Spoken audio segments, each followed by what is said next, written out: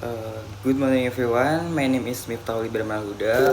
I am from management class 24B with study number 2441143. Today, I would like to present an important topic in modern marketing, defining market for the new reality.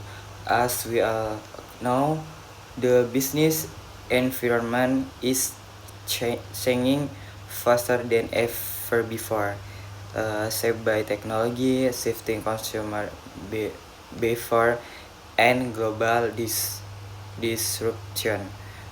Therefore, companies must redefine how they understand and approach their market.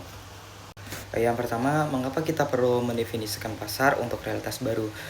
Karena dalam beberapa tahun terakhir ini, perubahan besar telah terjadi di dunia bisnis, transformasi digital, pandemi global, perubahan pola konsumsi, serta munculnya teknologi seperti AI, e-commerce, dan otomasi membuat perusahaan harus menyesuaikan cara mereka melihat pasar. Pasar tidak lagi sekedar kumpulan konsumen yang memberikan produk, tetapi ekosistem yang mencakup perilaku, pengalaman, dan nilai yang diharapkan konsumen dalam kehidupan mereka. Oleh karena itu, proses mendefinisikan pasar kini membutuhkan pendekatan yang lebih terbuka dan fleksibel. Terus yang kedua, perubahan dalam perspektif pasar. Dulu pasar didefinisikan berdasarkan produk, kayak pasar otomotif, pasar makanan, pasar elektronik, dan sebagainya.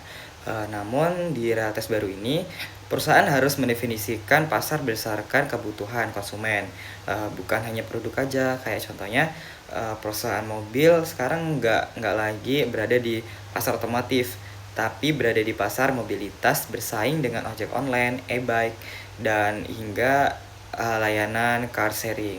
Terus perusahaan makanan nggak lagi hanya bersaing di restoran, tapi juga bersaing di layanan delivery, meal kit, hingga makanan siap saji berbasis aplikasi. Dengan cara pandang ini, perusahaan bisa melihat peluang yang lebih luas dan menghadapi kompetisi dengan lebih akurat. Kemudian yang ketiga, faktor yang membentuk pasar baru. Ada beberapa faktor yang membentuk pasar di era baru ini. Yang pertama itu teknologi digital. Teknologi menciptakan perilaku baru seperti belanja online, pembayaran digital, langganan layanan, dan otomatisasi. Perusahaan harus mendefinisikan bagaimana teknologi mempengaruhi cara konsumen mencari informasi, menilai produk, dan membuat keputusan. Kemudian ada perubahan nilai ekspektasi konsumen. Konsumen kini menuntut yang pertama itu kemudahan, kecepatan, transparansi, dan pengalaman yang personal. Ini tuh berarti pasar nggak hanya diukur dari jumlah pembeli, tapi juga dari kualitas hubungan dan pengalaman yang dirasakan. Kemudian yang ketiga, kompetisi yang tidak terduga. Kompetitor hari ini bukan hanya perusahaan yang menjual produk sejenis, tapi siapapun yang memenuhi kebutuhan yang sama.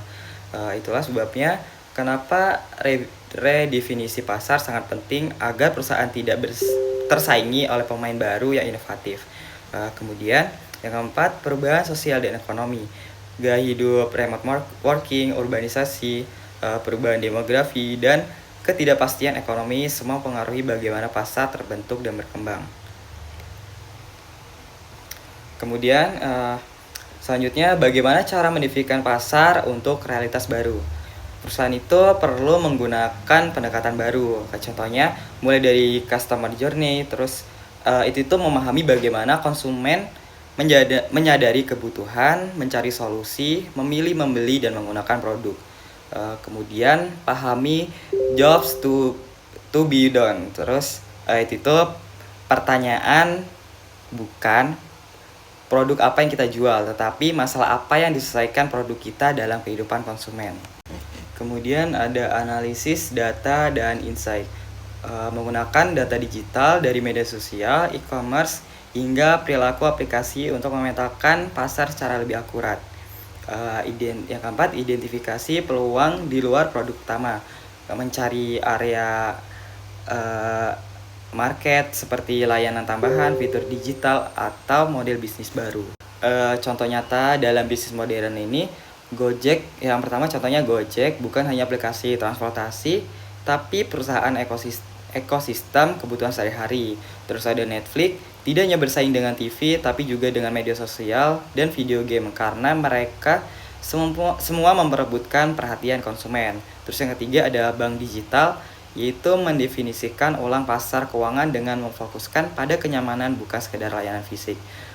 Contoh-contoh ini menunjukkan pentingnya pemahaman pasar dengan cara baru.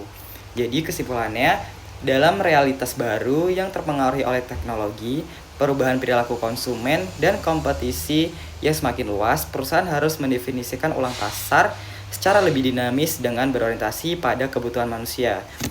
Pasar bukan lagi hanya kumpulan produk, tapi sekumpulan kebutuhan, pengalaman, dan nilai yang ingin dipenuhi konsumen. Dengan memahami pasar dari perspektif baru, mulai dari customer journey, jobs to be done, data digital, hingga peluang inovasi, perusahaan dapat bertahan, beradaptasi, dan unggul dalam lingkungan yang terus berubah. Definisi pasar yang akurat akan membantu perusahaan tidak hanya mengetahui di mana mereka bersaing, tapi juga peluang apa yang mereka raih di masa depan.